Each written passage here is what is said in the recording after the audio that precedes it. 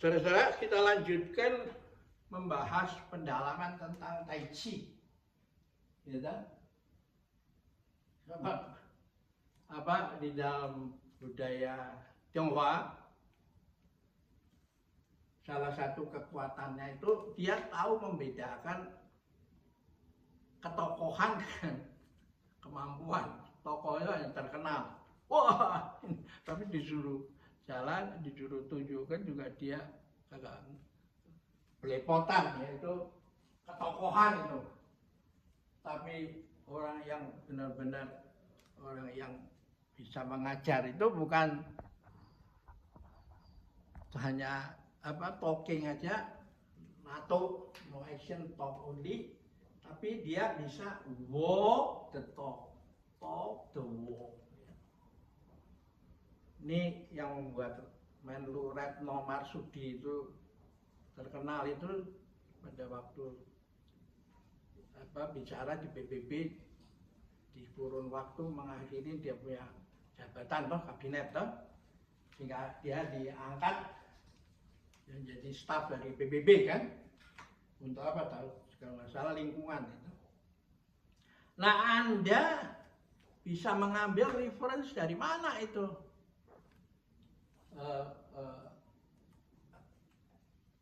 Esensi yang kesimpulan yang begini sebagai budi pekerti atau wisdom. Nah, saya mau mengingatkan Anda tentang film Crouching Tiger, Hidden Dragon. Ya. Harimau mendekam, harimau itu barongsai ya. Lalu naga, hidden dragon itu, ya. Harimau mendekam, crouching tiger, hidden dragon. Karena naga itu kan nggak pernah diem kan, kayak harimau kan, bisa, tapi dia selalu bersembunyi kemana-mana, ya, sehingga dia tidak punya tempat yang tetap, ya. Terus dia mengalir terus. Nah, film itu menarik karena Chow Yun-fat ketika oleh gurunya disuruh mencari penerusnya karena dia sudah sangat senior,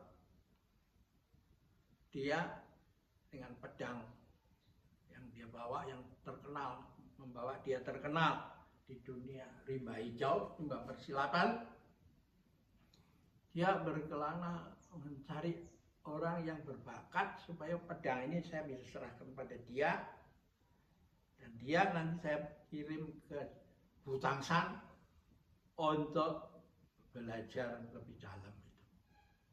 Setelah lama berkelana,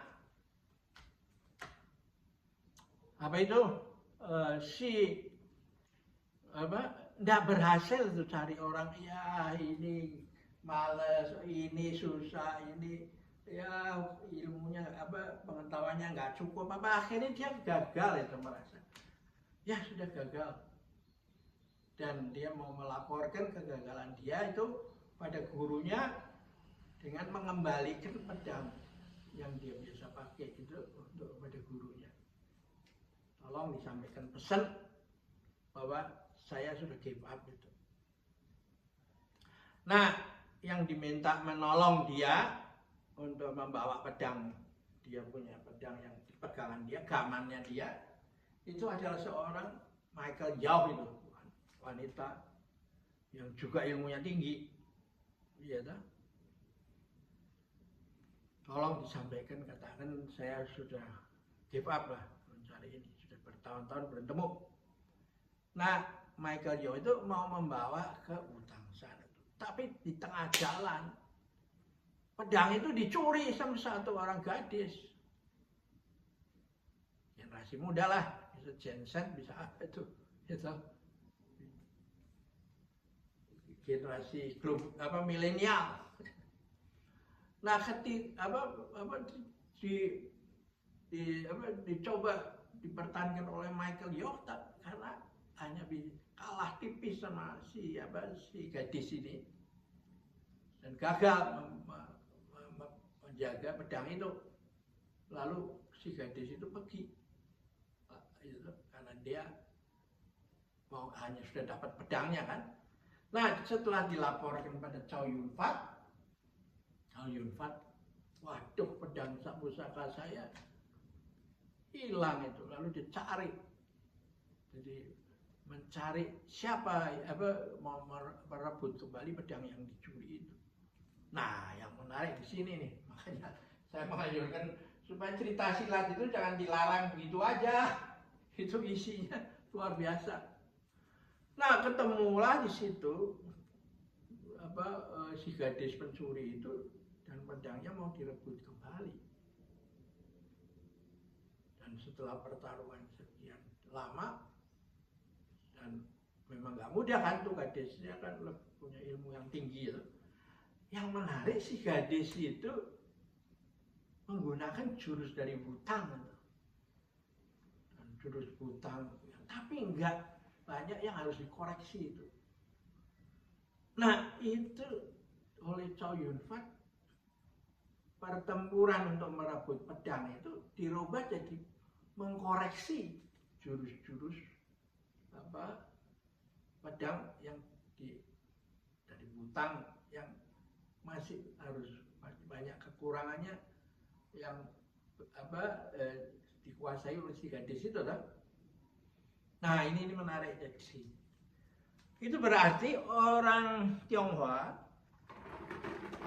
itu menghargai kelanggengan dari ilmu pengetahuan. Ilmu pengetahuan yang harus diselamatkan dan terus dikembangkan, bukan kepemilikan pedang, ya toh. Yuk memiliki pedang tapi yuk nggak dapat penerus ilmu, berarti ilmunya mandek kan. Tapi karena itu ya harus cari orang yang terus-menerus, tugas utama Anda itu mencari penerusnya ilmu itu. Jadi lalu di sini peranan The Tao of itu Mas Takung itu, kalau ya generasi kita modern ini di The Tao of itu diganti menjadi Mas Takung, semesta mendukung. Ya. Nah nanti Mas Takung itu sendiri yang akan mencari kan itu. Sehingga pertemuan Chow Yun Fat dengan murid masa depan dari Shaolin itu betul-betul jodoh itu. Ya. Kalau jodoh itu jalanan jaraknya ribuan li, ya itu pasti ketemu itu. Karena itu Mas Takung. Tapi kalau nggak ada jodoh, meskipun you berpapasan dengan orang itu di tengah jalan, menengok pun Anda tidak itu. Jadi dalam cerita silat itu, kalau itu sudah menjadi sebuah Mas Takung, suka atau tidak suka, ya harus jalan itu. Ya, pertemuan itu nggak boleh sia-sia. Ya, sini dulu pertemuan kita, nanti kita lanjutkan, masih banyak lagi saya bisa cerita, bisa 1000 pun masih bisa. Saya punya slide di dalam YouTube itu ya. Kalau ini saya nggak ceritakan ya hilang sudah. Karena itu saya mencoba, bukan saya mau nonjol, tapi kalau nggak saya ceritakan hilang. Ya, saya tulis saja nggak cukup. Ya, cukup tulisan sudah ada bisa berperanan apa-apa. Sudah seperti impoten, sudah tidak bisa menjelaskan satu jalan langit itu, ya. Mas Takung, ya. Oke, kita akhiri di sini dulu. Sampai jumpa lagi.